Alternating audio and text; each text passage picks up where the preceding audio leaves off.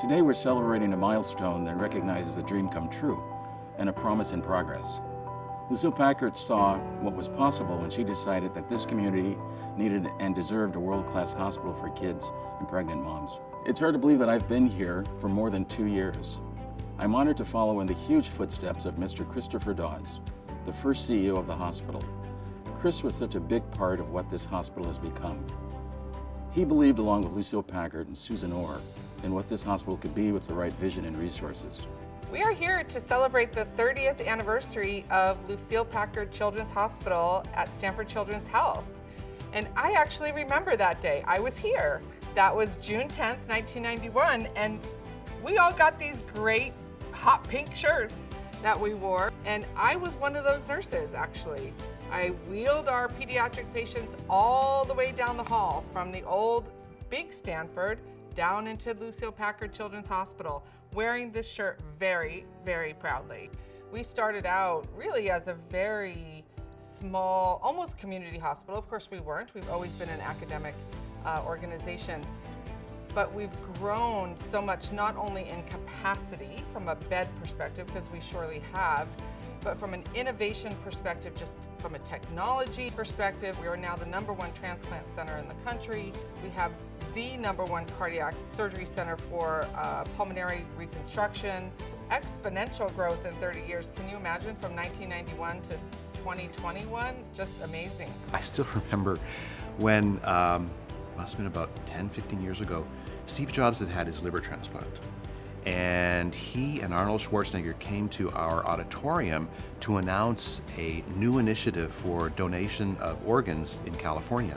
Here I am at Stanford Children's Hospital, cutting edge research, doing amazing stuff with patients, and get a chance to see people like this really changing the world in so many different ways. I don't want to be anywhere else. What really strikes me is the dedication of the people to their patients, and whether it's a heart transplant or a kidney transplant or a dialysis patient or someone who just has tonsillitis. There's just real, people care about the patients, and there's passion here. So we are looking at all of the items that we're going to put into our time capsule that we will then open 20 years from now to celebrate our anniversary of Lucile Packard Children's Hospital. It will be 2041 when we open it, but these are all symbols of really Lucile Packard Children's Hospital over the past 30 years. So for example, here's some masks. These are really a true symbol of the COVID-19 pandemic.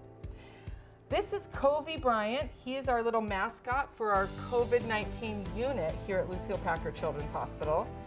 And this is a picture of all the nurses that cared for our COVID patients. This is really important.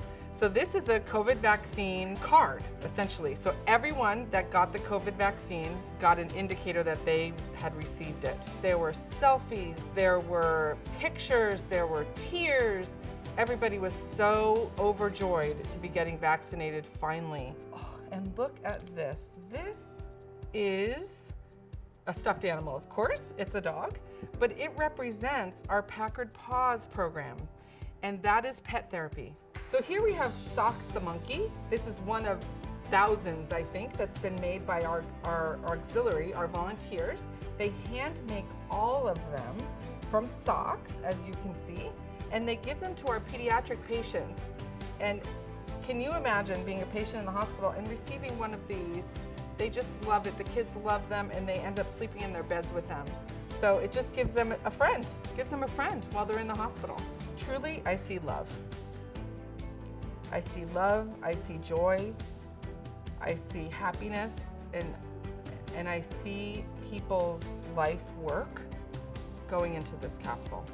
In 20 years, in 2041, I want anyone that's opening up this time capsule to feel how much we cared, how much we all loved being here, and how much, what the mission meant to all of us. What I want the next generation to know is also what I would want them to do, and that is to continue to be the heroes that healthcare workers have always been known to be. Healthcare is a calling.